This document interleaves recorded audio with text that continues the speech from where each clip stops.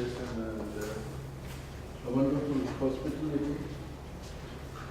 Also for accommodating my classical demand of using a blackboard. Of course, blackboards have gone anyway, white is good enough. Now what I plan to do in this talk is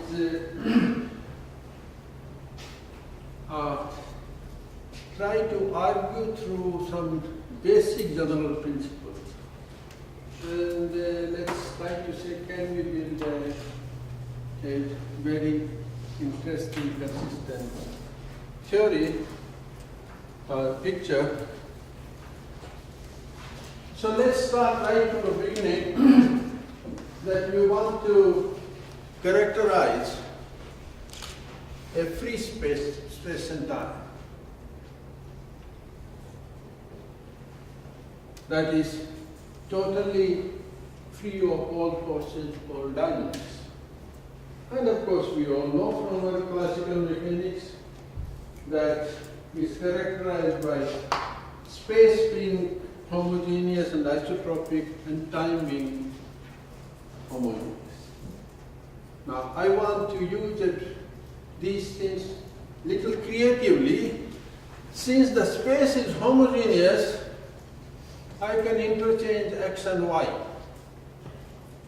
It shouldn't matter because your system doesn't depend on the coordinates. But the time is also homogeneous. If I can do the same thing for space, why can't I do the same thing for time? And then immediately you say, no, you can't do it. Simply because this you measure in centimeters, other you measure in seconds, the dimensions don't match.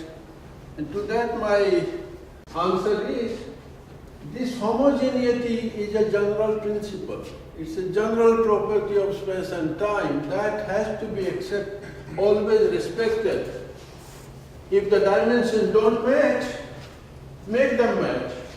And for that to make them a match, you require an invariant velocity. So you get a universal velocity such that we respect the homogeneity of space and time. And this is what I say, the simple principle of homogeneity demands the existence of an invariant velocity. In other words, we can as well say that this is equivalent to say, demands zero mass particles. So now onwards I would call by homogeneous. So now once I have this, so now the space and time are bound together into space-time. So I have now a homogeneous space-time which is free of all dynamics. The next question comes is, what should be its geometry? And again the answer is, we don't impose anything on this. We should simply ask the question that if space-time is homogeneous, its geometry must be homogeneous. So the geometry it has, this should be homogeneous. How do you characterize a homogeneous geometry? Is that its curvature must be homogeneous. And curvature being homogeneous means the Riemann curvature is covariantly constant.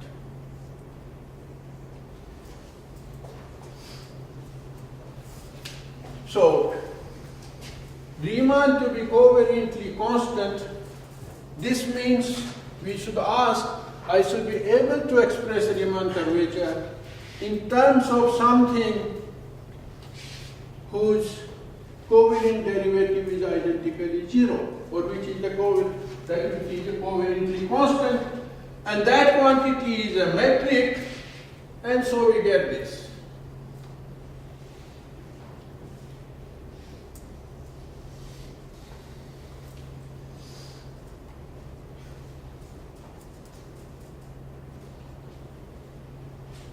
Oh, sorry, what is this?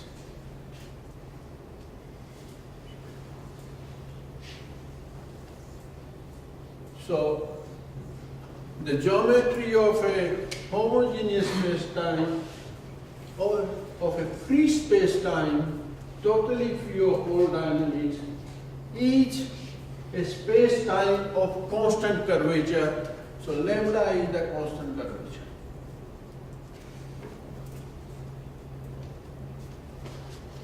It is not necessarily of zero curvature. Zero curvature is our imposition. So, generally what you will say is that this is Minkowski, where you want this lambda to be 0. The point which I want to ask is that it's the homogeneity property of the space-time which naturally gives us two universal constants. The constants of space-time structure, the C and lambda, and of course, so like the C, the velocity of light is a part of a space-time structure. This we have internalized. We have over 100 years, we have now got used to this thing. We have not internalized this because we have not looked at lambda in this way. So lambda, which gives you an invariant length, 1 over the square root of lambda is the length. So these are the two constants of space-time structure simply demanded by the homogeneity property. What their value should be, that has to be empirically decided. So that is not the question here. The next question then we say is, so we had a free space-time we defined, which is the homogeneous space-time. Now next question we ask is, what happens when space-time is inhomogeneous? Or which is to say, when the curvature is not constant, covariantly constant. And of course again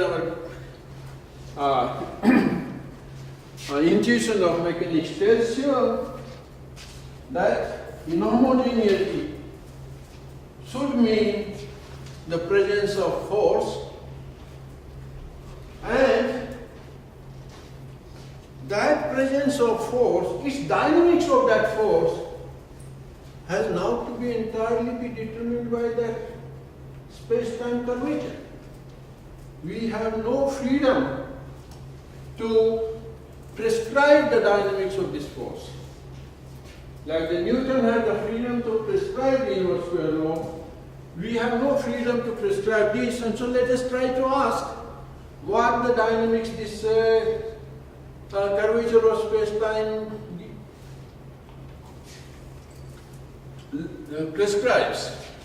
So you ask the question, you have a Riemann curvature with you. Is there anything I can do to it? And the differential geometry tells me that yes, it has to satisfy what is called the Bianchi identity. Or that is to say, take its Bianchi derivative, totally antisymmetrized, and this is identically 0. Now, this thing is a higher degree cousin of the things which we know, and that is right from our school days. You have a curl of a gradient 0, you have a divergence of a curl 0. Now, this is one order higher you go, this is what we have. Now you ask the thing that yes, I have this. This is differential geometry, gave me. I didn't add anything of my own. What you can do? Well, you can take the trace of it. That is, you contract this, but by contraction this means you multiply by GAC and GBD. Then what does it lead to? This gives us GAB semicolon B equal to 0, and GAB is a second rank symmetric tensor constructed out of Ricci, and Ricci is a contraction of Riemann. So we have come to this. This is all what the differential geometry gave us. We did not impose anything. Now we will ask, if this being the case, then what next can I say?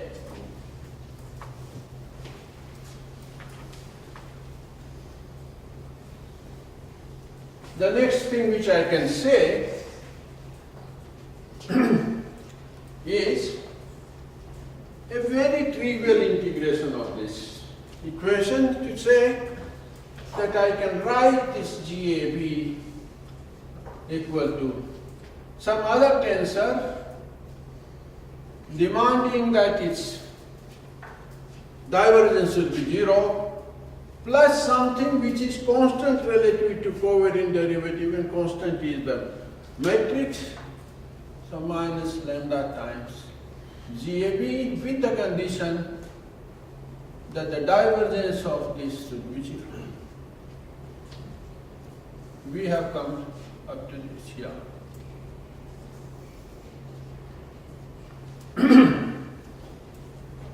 Now you try to look at the things what we have. What is the left hand side? Left hand side comes from the Riemann curvature, contraction of the Riemann curvature, this manipulation. And what does the Riemann curvature involve? Riemann curvature involves second derivative square of the first derivative of the metric,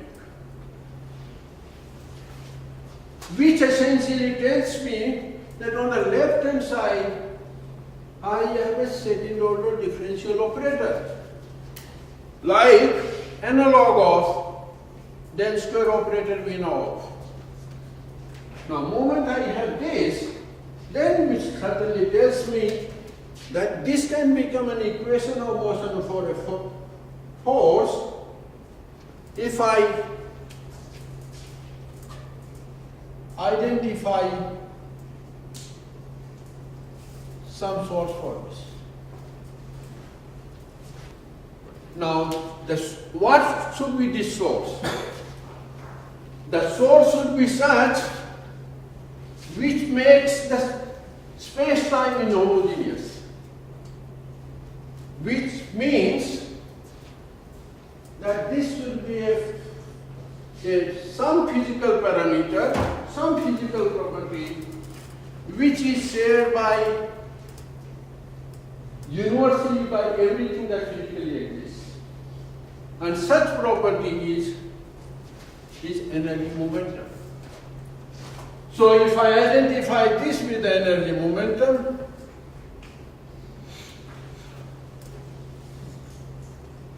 and moment you say the energy momentum, you immediately ask the question to me, but they must be conserved. And I say, yes, that is already demanded by the equation. So the conservation is already included in this equation. It does not imply any additional thing. Moment I do this, I get the Einstein's gravity.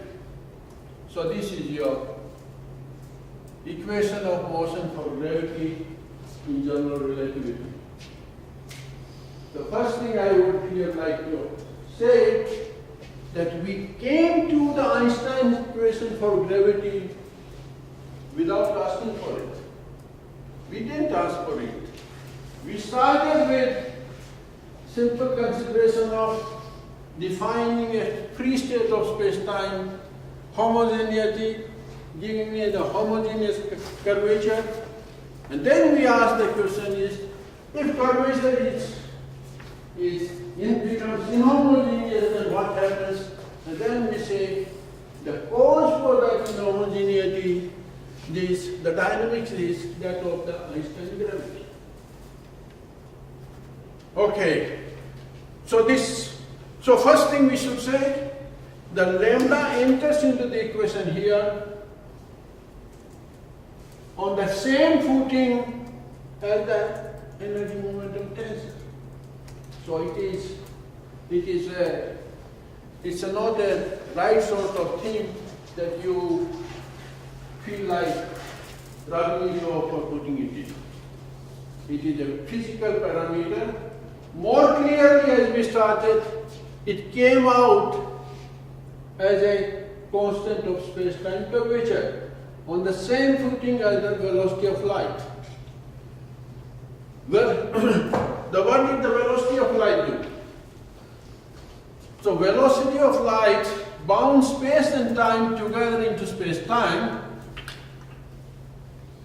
What does lambda do?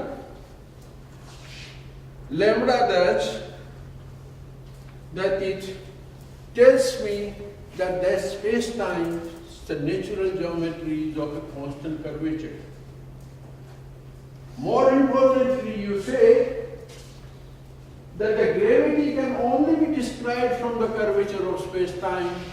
Lambda creates an appropriate background platform for gravity to be expressed as the curvature of space-time. Now you see here, the conventional picture you have, all textbooks tell you, no gravity, space-time is flat.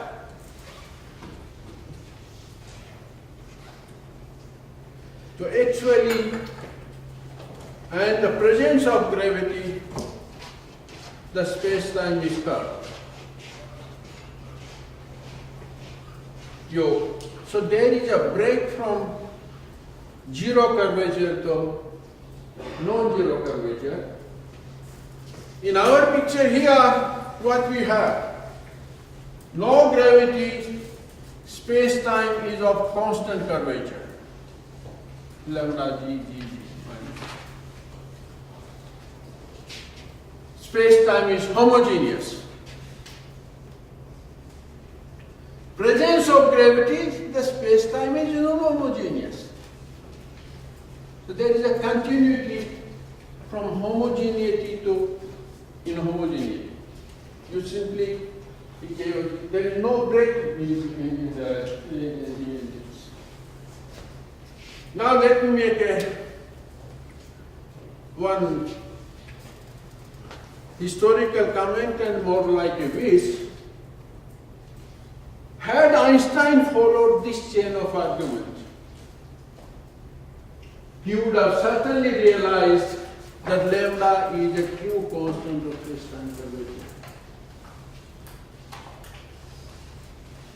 If that had happened, we would have been saved of this monumental confusion we have more than 100 years.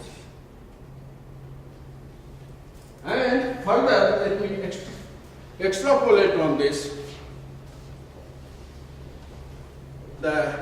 As ingenious he was, it is conceivable that he might have made the greatest prediction of all times simply looking at this equation and the consequent expanding universe model. He would have made a prediction that sometime in future universe will experience accelerated expansion. that would have been the really most remarkable. However, that didn't happen because Einstein did not follow this geometric path to come here. He came more heuristically. First actually he started with writing that even more RIB equal to kappa TAB thing. Then it is Hilbert who told him that no, you can't do this because you want the divergence of TAB to 0, whereas the RIB's divergence don't vanish. So you have to have a divergence between here. Okay. Now so that's the first. So here is the picture we have. So lambda is a true constant of space-time structure, and I must also tell you that C and lambda are the only two most fundamental constants of nature, because they are the only two which have so far been synthesized in the structure of space-time. No other constant can claim this degree of fundamentalness.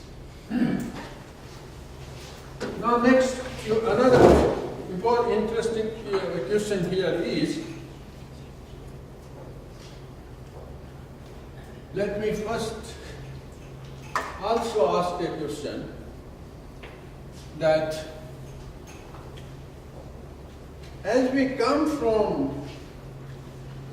Newton to Einstein,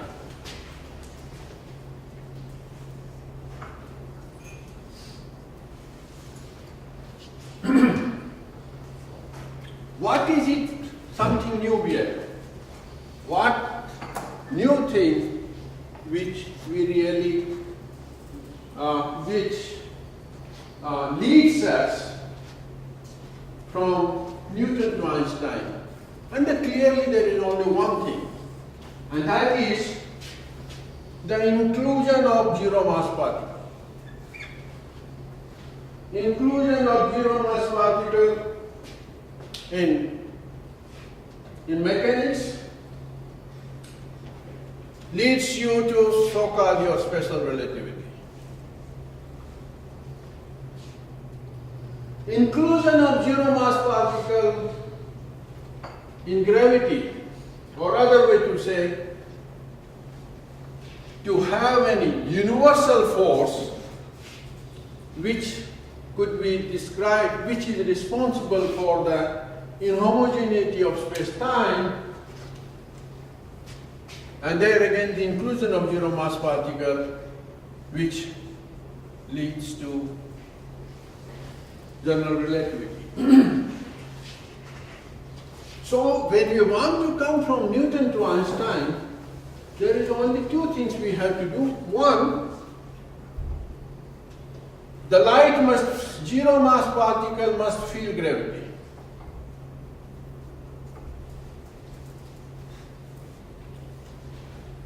And number two, since gravity is universal, energy in any form must gravitate.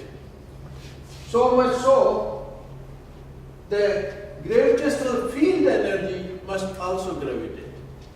Or on the other sense to say, the self-interaction.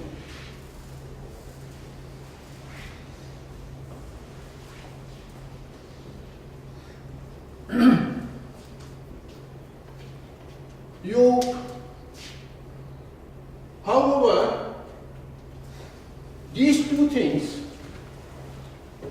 the Newton's law, the inverse square law, remains intact.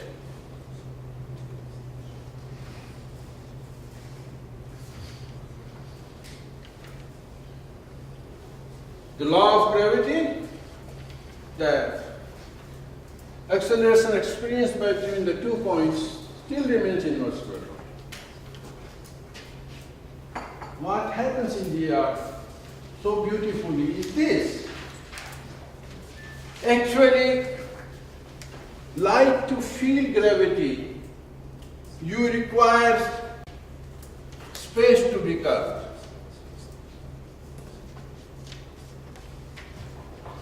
Because light, zero mass particle can't feel grade phi. No, it's only way it can feel gravity is that a gravity curves the space, and light as well as all other particles, they all freely float on this. So this is, and other beautiful thing here happens is the self-interaction job is essentially to curve the space. So the self-interaction curves the space, and that is what is required for light to feel gravity, leaving inverse square law intact. As a matter of fact, you could do a very simple, without solving any differential equation, you can obtain your Schwarzschild solution by two considerations, by two requirements. One, let's say A, for a zero mass particle, d2r of d lambda square be zero. The photon should experience no acceleration, and this requirement actually gets you your GTT, GRR inverse of each other. Don't need. And second requirement is this: for massive particle, your d2r over ds square should include the Newtonian gravity minus grade phi. And that demands that GTT is equal to 1 plus 2 phi. And that's what you have your Schwarzschild solution. You require nothing else, you get your Schwarzschild solution. Now here let's ask, first let us try to see that in our usual discussion on Schwarzschild solution, this point has never been demonstrated. How is the self-interaction taken care of? Because in the Schwarzschild solution, potential still goes as 1 over r.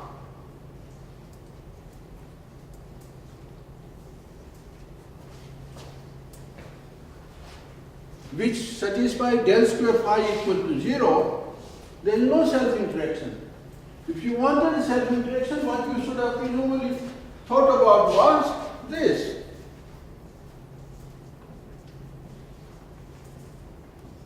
We should have some sort of, instead of 0 here, even in vacuum, I should have had half phi d square. But that I don't have. I have this.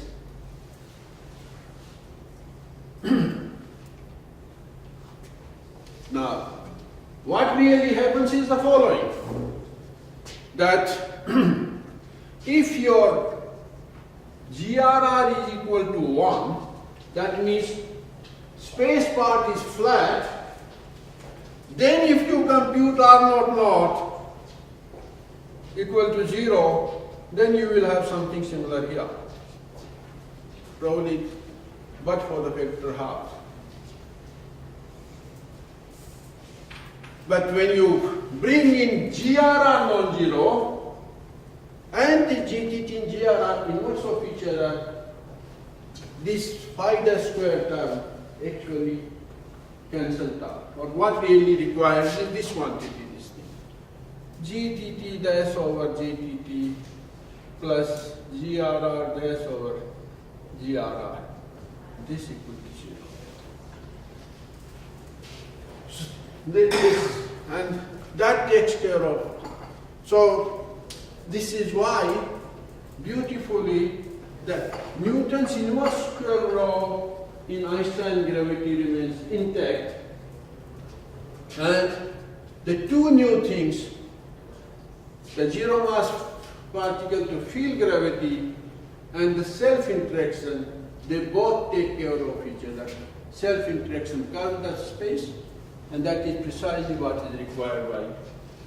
So here one point, which is just point which I want to use, is that to take care of the self-interaction, we did not have to write a stress tensor for it. Or that is to say, we did not write something like this.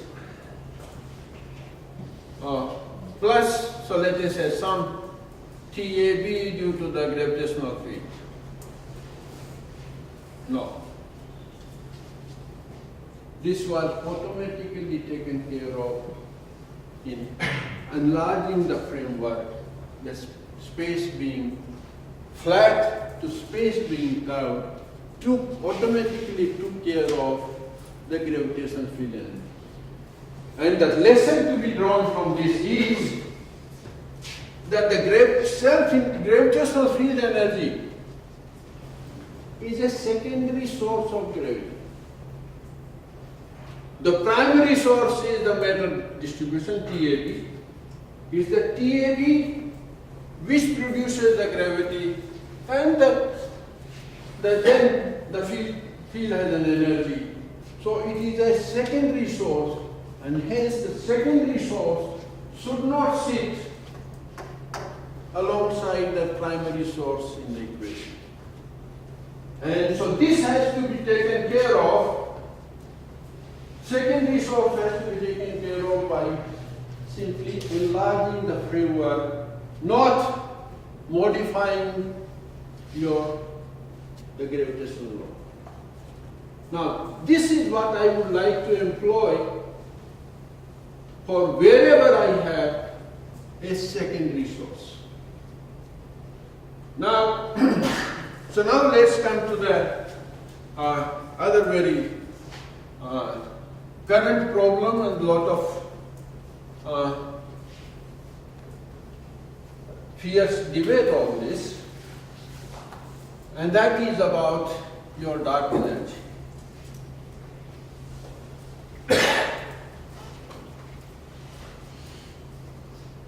So first, the point which I would like to make, and what John has indicated in the morning.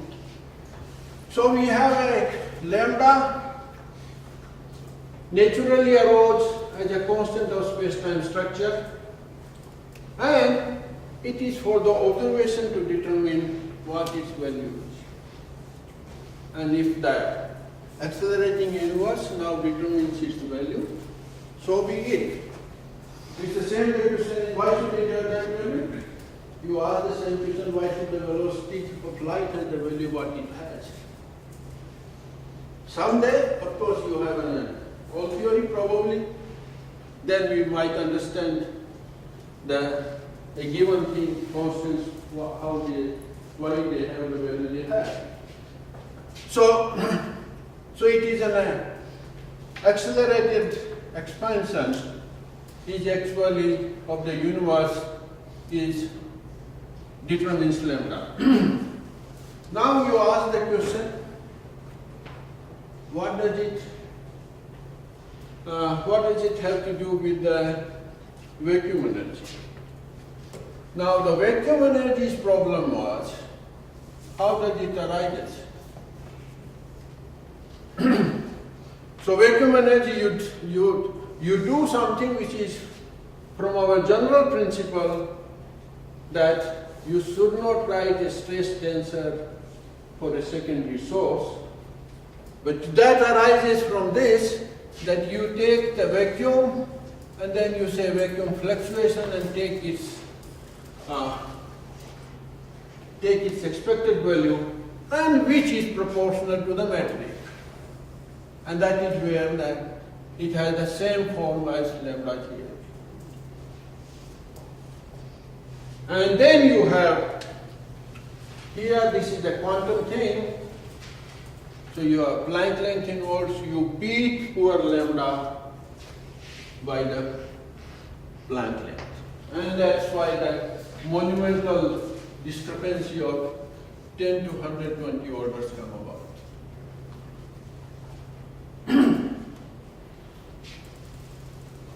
One other thing before I forget, let me tell you that moment you had the inertial mass 0, we needed a new theory.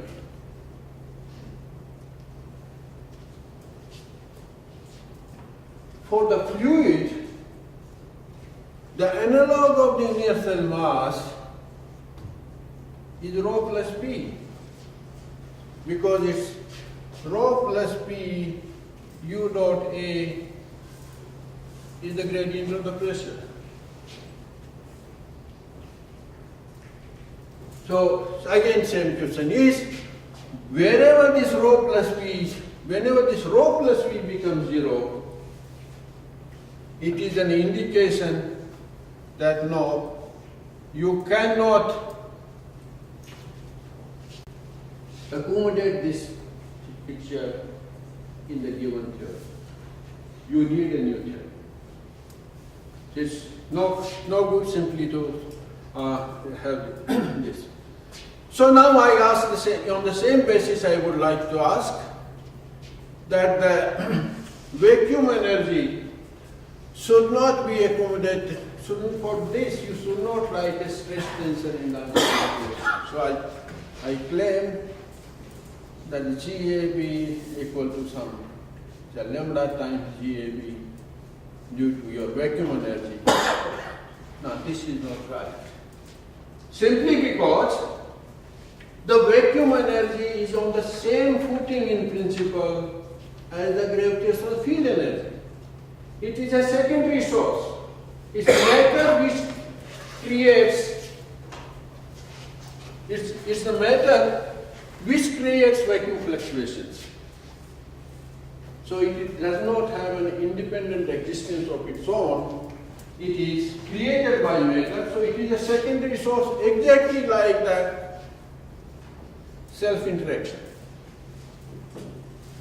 Self-interaction we took care by enlarging the framework.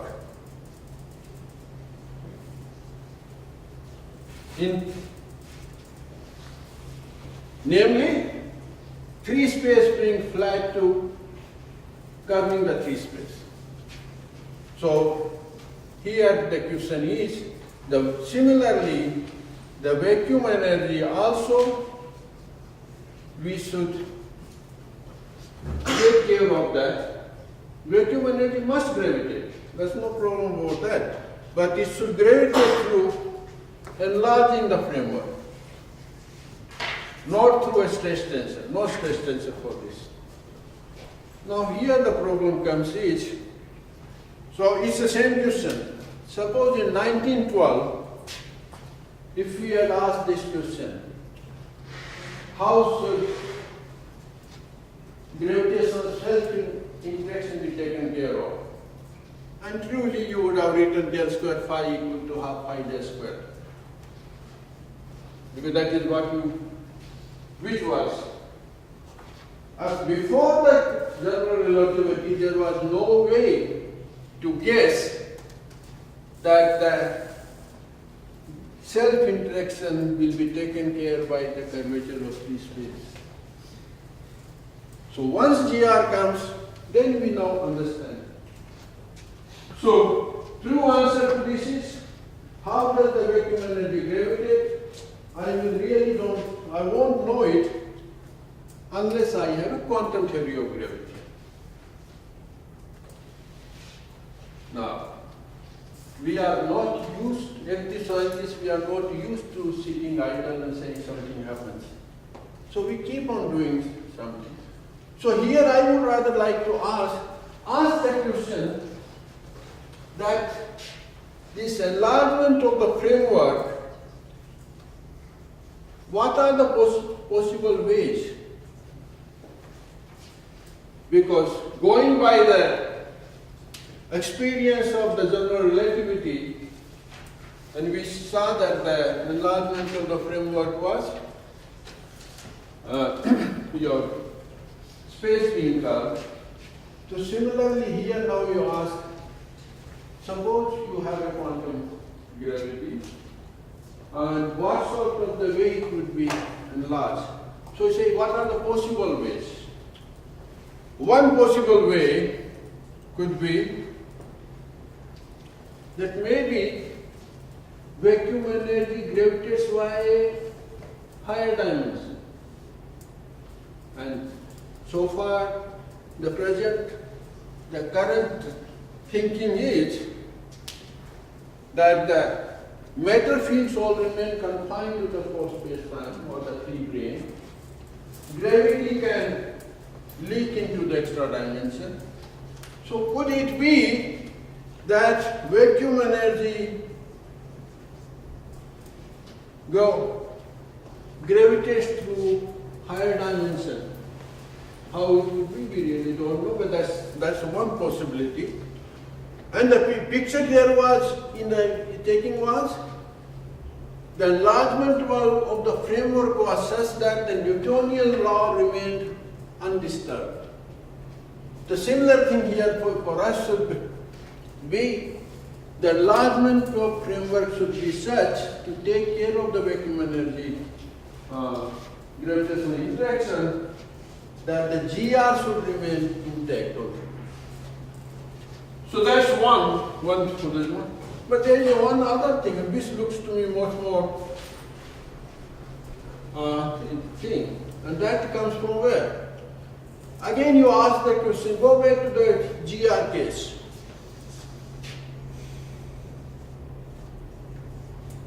This self-interaction, as I demonstrated how it is taken care of, but no textbook really tells you.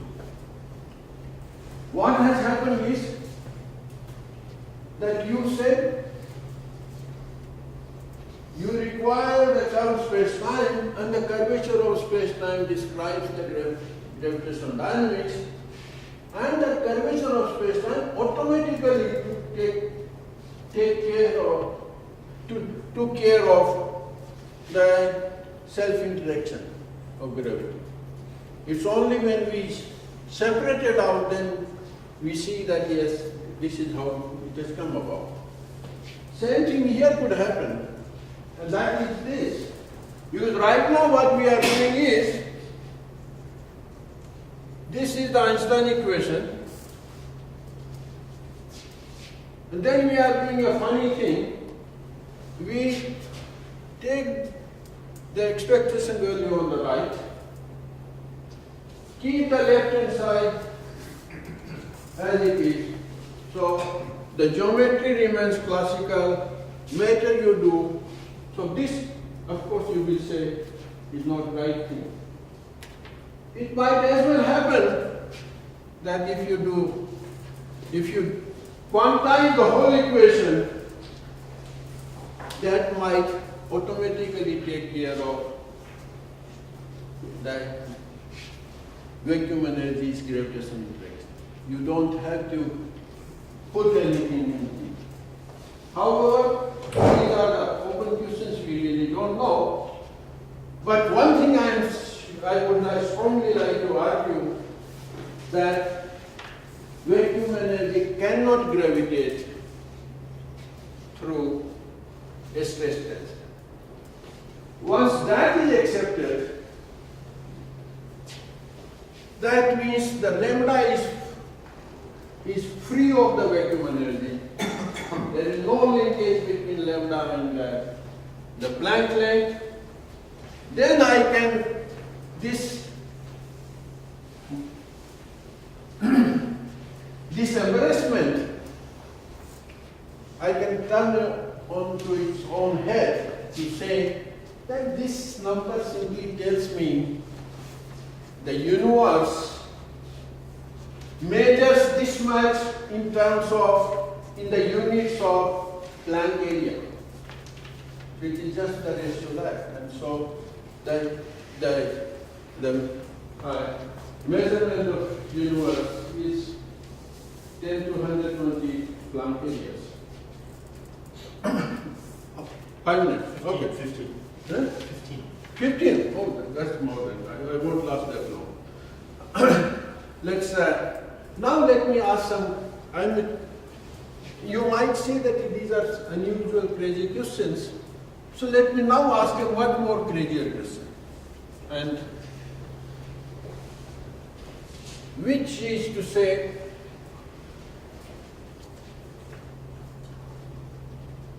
what next week? How? So again, a conceptual question. We all know, we all agree, the space-time is curved. As a matter of fact, we measure the curve. And here let me also say that all your GR textbook all have one profoundly wrong statement, without exception. And that statement is this phrase, bending of light. It's as wrong a statement as if we say the sun goes around the earth.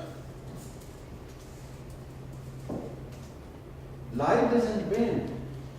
It is the space that bends. I measure the bending of space by the light as a probe.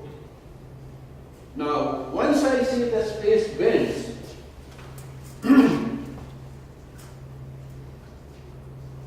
if it bends, then it ought to have some physical structure.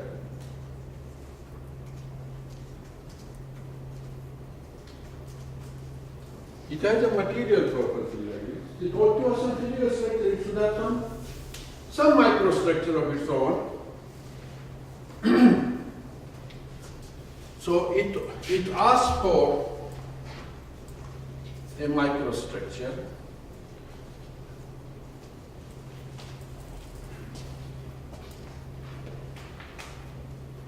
Now, moment you say this, I'm always bombarded with this question that am I resurrecting ether, which was long discarded. I said, who discarded it? Michelson-Morley experiment. And we asked the question, let's try to break that myth about Michelson-Morley experiment. What did the Michelson-Morley experiment prove? Michelson-Morley experiment simply proved that you can't measure motion relative to ether. Or which is another way to saying, you can't measure motion relative to vacuum simply because vacuum is everywhere. So the thing which is everywhere cannot act as a reference frame. So space having a physical structure does not, this is what Michelson-Morley experiment did not say that it does. So it can very well have a physical structure. Now here I have a problem. The universe is expanding, observation. How do I conceive of, how do I think about the universe expanding? By the definition, the universe includes everything. It's not expanding into something else. Right? If it is not expanding to something else, then as it expands, it is creating a new space. Again, you see, the textbooks have one remarkable feature that the hard conceptual questions should be given, should not be exposed, or even if it is exposed, but in a very, very mild manner. What we do there, what is the device we use in the textbook? You say, I have a coordinate lattice, and it is that lattice which is expanding. Saying that the lattice expansion has no physical meaning. So we ought to keep the equation is that yes, the space has a physical structure, and as we understand its explaining this, and of course this discussion will become much more important as we will someday we'll have a quantum theory of space-time where we understand the microstructure of space-time. The other question which I asked was about the higher dimension, and not to be inspired by the string theories. For them, the higher dimension is the natural playground. I am trying to give you two classical arguments. And you see, when I first was, I thought the string theorists would be very happy to hear that there is also some classical argument for extra dimension. And to my surprise, they were not. They almost thought that I am stealing something from them because the higher dimension is a monopoly. So one question we let's ask is, for any classical field, total charge must be identically zero. That you sum over all charges and it should be balanced. Because of course the salient example we have is the electric force, and we say the total charge in the universe because this is how the electric charge is created. You start with a neutral atom, kick out an electron, that becomes a negative, and what remains is a positive. But how about gravity? And this is our general principle. So for gravity also this must be true. The source for gravity is the stress tensor, which is always positive. Then, how do you neutralize it? You get the total charge zero. And then you say that yes, this is some problem. But then you say yes, for gravity, its field also has a charge. Gravitational field also has a quantity. So what it tells you is that the gravitational field should have an opposite polarity, that of the metal charge. And gravitational field energy is indeed negative. And this is the simplest explanation why gravity is always positive.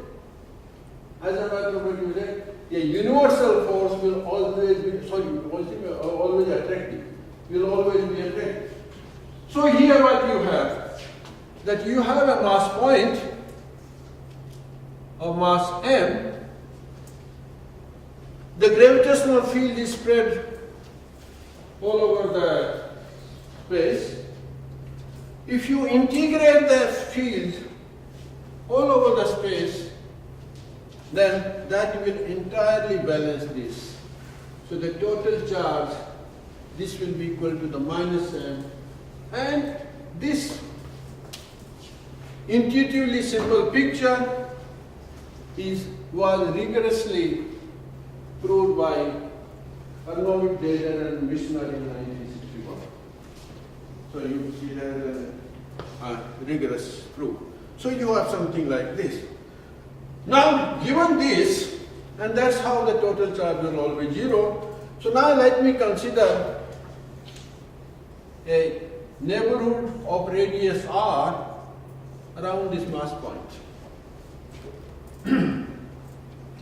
Now, in this neighborhood, in this ball of radius r, there is an overdominance of positive charge, because the negative charge in the field which is lying outside this radius r, I have blocked it out. Any surface, if the charge is not balanced, then the field propagates off the surface. So you have a charged sphere, the electric field is off. So that means of these three branes, in its neighborhood, the gravitational field must go off the free space. But as it goes, its propagation will not be free. So what is going? As it propagates out, its past light cone is going to include the negative charge which I have blocked out. So it propagates in the extra dimension, but with the diminishing field strength. Or rather to say in other way, that the gravitational coupling is not constant, but it keeps on decreasing as it rotates out. Something very similar to what you have for the strong force, where the coupling becomes stronger as you go out. So this is the one picture which tells you that the gravity cannot, in principle, remain confined to a given dimension. It can always leak, so it propagates in the extra dimension, but not deep enough. A picture which is very similar to the Rendel-Sundaram brainwave picture. Another argument, and after that I solve, and that is to say, suppose I want to take into account high energy effect.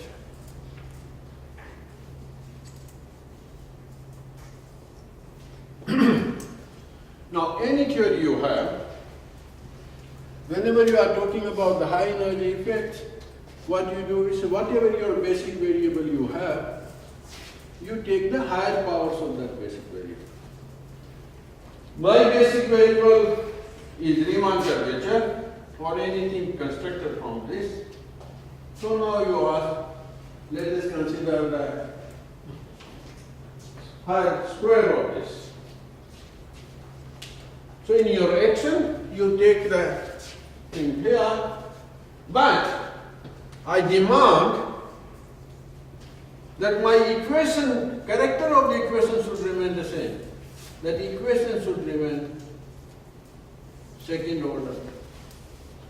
And this, of course, more pragmatic question is that if I don't have the second order equation, then I have a danger of having ghosts.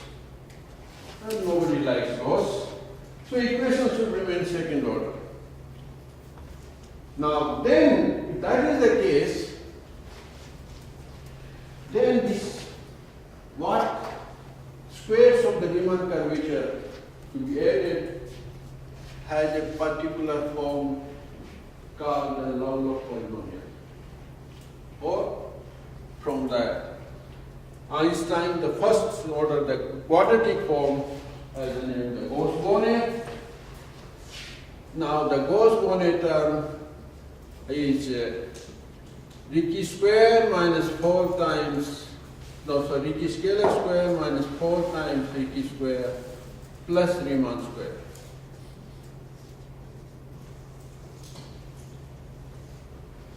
This is what we should consider, and that despite these squares, it has the Lovelock polynomial has a remarkable property, and no other polynomial action has that property, that the equation ultimately, resulting equation remains second order. And that's where what happens, but however, the effect of this action in the equation of motion is only visible for dimension greater than 1. And so we come about that if you want to keep avenue open for the high energy effects of gravity, then we have to consider higher dimension. That is where the those effects become visible, else no. Now these are the two purely classical considerations which point to that the gravity may not remain confined to the given dimension, 4 dimension. How it goes, of course, this is an open question, how we manage and how I get its observable effect on the 4 dimensional space-time.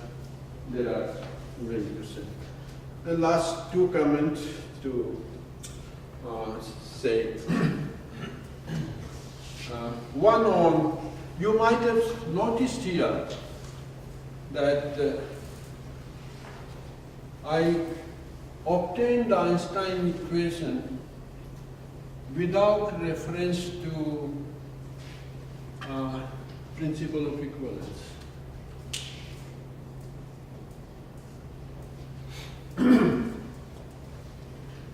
And I must say, the principle of equivalence played a very crucial role for Einstein to come from Newtonian gravity to general relativity. However, there is a very famous statement in the Jonathan Sin's book, Relativity, the General Theory in the Introduction. And that is to say that the principle of equivalence plays a very laudatory role as a midwife to general relativity. But now we know the gravity is described by the curvature of space-time. The midwife could be buried with due honors. Here the question again we would like to say, so the 2 things, one question I want to say is, general relativity for the universal gravitational force, Newton's second law doesn't hold good. You can't apply this. Because I have to include the zero mass particle. So it has to be a part of the geometry. It cannot be a force law. The equivalence principle, again, the thing, and that's where you always keep on worrying about inertial mass equal to the gravitational mass. And you would, it's good for an experiment to verify this, that this should be the so. But otherwise, simply saying is that all particles follow the geodesics of the curved space-time. And in this person, you have a much more serious problem to explain why the inertial parts should be equal to the gravitational mass. In a correct ways, there is nothing like an inertial mass and gravitational mass so far as the gravitational detection is concerned. Mass is irrelevant. We don't care. So that's the principle. Similarly, a question about your Marx principle. And there again we say that no particles can exist without interaction with each other. I showed you here a single particle can exist all by itself because its balancing force is provided by its own gravitational field. The total charge is 0, it doesn't require anybody else. However, having said this, what the Marx principle should be really interpreted is not that the interaction which gives you. What it tells you is, it provides a global reference frame. All the rest of the universe provides a global reference frame, not necessarily the inertia of the particle. Thank you.